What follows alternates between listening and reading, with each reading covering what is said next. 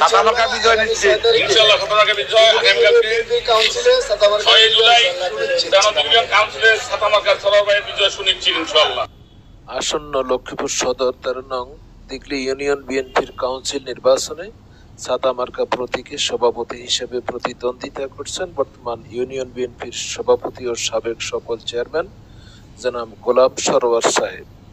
তিনি বলেন যে আমি অত্র 13 নং দিগলি ইউনিয়ন বিএনপির সভাপতি হিসেবে দীর্ঘদিন দায়িত্ব পালন করে আসছি। এই দায়িত্ব পালন করতে গিয়ে বিগত আওয়ামী সরকারের মাধ্যমে জেল, জুলুম, নির্যাতন, মামলা, হামলা সহ সকল প্রতিকূল পরিস্থিতির মধ্যেও আমি এই ইউনিয়ন বিএনপিকে নেতৃত্ব দিয়েছি এবং পাশাপাশি এই ইউনিয়নে বিগত 3 মেয়াদে চেয়ারম্যান থাকাকালীন অত্র ইউনিয়ন বিএনপি অঙ্গ ও সহযোগী সংগঠনের জন্য অনেক কাজ করেছি।